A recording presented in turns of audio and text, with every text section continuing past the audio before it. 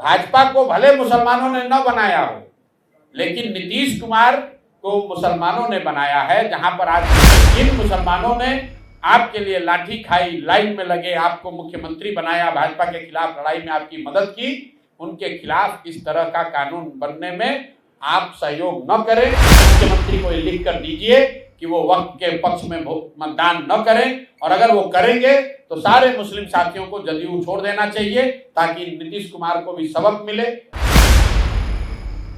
नमस्कार, आर्यन खबर पे आपका स्वागत है। मैं हूं दीपक प्रियदर्शी। वक्फ संशोधन बिल इस समय बिहार सहित पूरे देश की राजनीति का चर्चा बना हुआ है और लोकसभा में भी इस पर बहस चल रही है, और साथ ही साथ इस बात पे तमाम जितने भी राजनीतिक दल हैं वो राजनीतिक दल अपना अपना पक्ष रख रहे हैं कि कौन इसके पक्ष में है और कौन इसका विरोध कर रहा है। जाहिर सी बात है कि जो इस समय सत्ता में है वो इस समय इस बिल के समर्थन में है और जो विपक्ष में है वो में विरोध कर रहे हैं। बिहार में प्रशांत किशोर इस बिल के विरोध में है, वक्फ संशोधन बिल के विरोध में है प्रशांत किशोर, लेकिन उनके निशाने पर बीजेपी से ज्यादा नीतीश कुमार है।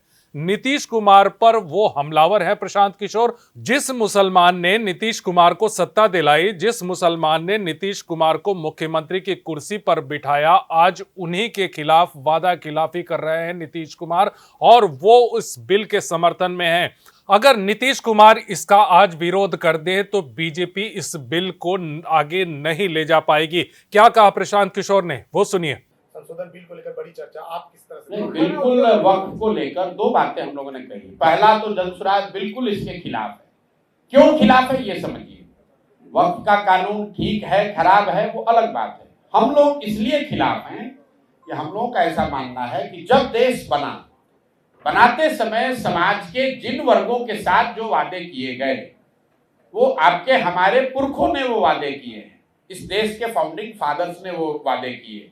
अगर उन्होंने कहा कि देश सेकुलर रहेगा, तो आपके हमारी ये जिम्मेवारी है कि उन वादों के प्रति हम ईमानदार रहें, वादा खिलाफी न करें। अगर संविधान में जो बात कही गई है उसमें कोई परिवर्तन आप लाना चाहते हैं, तो जिस वर्ग को वो परिवर्तन प्रभावित करेगा, उस वर्ग को जब तक आप कॉन्फिडेंस में नहीं लेंगे तब तक वो मान्य नहीं होगा। आप मुसलमानों की बात छोड़िए, किसानों के लिए मोदी जी ने एक कानून बनाया, किसान उससे सहमत नहीं हुए, तो क्या पूरे देश में उसका विरोध नहीं हुआ? क्या किसानों पर बनाए गए कानून को उनको वापस नहीं लेना पड़ा? इसलिए हम लोग वक्फ के खिलाफ में हैं, क्योंकि ये वादा खिलाफी है। उन मुसलमान भाइयों के साथ वादा खिलाफी है जिनको देश के बनते समय ये वादा किया गया कि भाई आपके इन चीजों के साथ छेड़छाड़ नहीं की जाएगी या देश सेकुलर बना रहेगा। तो हम लोग हर परिवार में भी कहते हैं कि अपने बाप दादा के कहे हुए बात का सम्मान करना, ये हिंद सनातन धर्म की रिवायत है, मुसलमानों की तो कोई बात ही नहीं है इसमें। और जो कानून बन रहा है, भाजपा वाले तो दोषी है ही, ये तो हिंदू मुसलमान करते ही है, मुसलमानों को डराने का प्रयास करते हैं। लेकिन इसका बड़ा दोष नीतीश कुमार के सर पर भी है, क्योंकि आज अगर नीतीश कुमार वक्त के पक्ष में न खड़े हों, उसके लिए वोट न करें, तो ये कानून नहीं बन सकता है। क्योंकि दिल्ली की सरकार उनकी मेजॉरिटी नहीं है।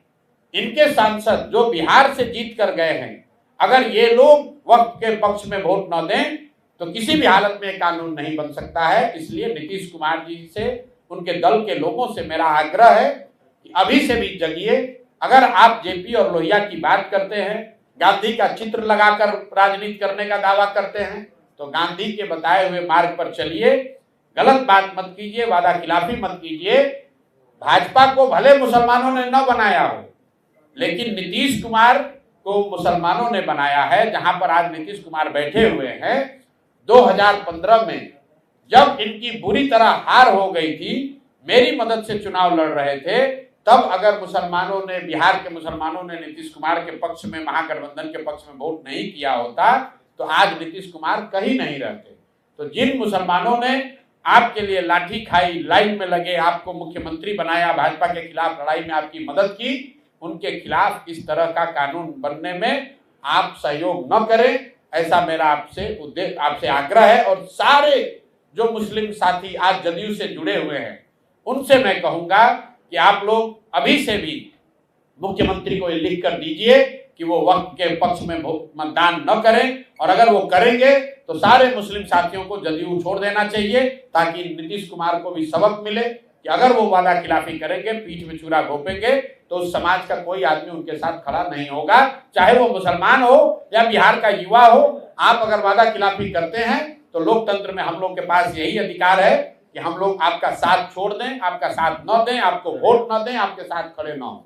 प्रशांत किशोर नीतीश कुमार पर हमलावर हैं। वो बार बार ये कह रहे हैं कि नीतीश कुमार ने वादा खिलाफी की है मुसलमानों के साथ। साथ ही साथ प्रशांत किशोर ये भी कह रहे हैं कि जब एक तरह से नीतीश कुमार जब सत्ता से बाहर हो चुके थे, उस समय उनके सहयोग से, यानी प्रशांत किशोर के सहयोग से वो सरकार में आए थे, और इन्हीं मुसलमानों ने नीतीश कुमार को सत्ता दिलाई थी। आज नीतीश कुमार बीजेपी के साथ होकर उसी वोट बैंक और उसी कम्युनिटी के खिलाफ वादा खिलाफी कर रहे हैं, तो जाहिर सी बात है प्रशांत किशोर के टारगेट पर नीतीश कुमार हैं। इस वीडियो को देखने के लिए धन्यवाद।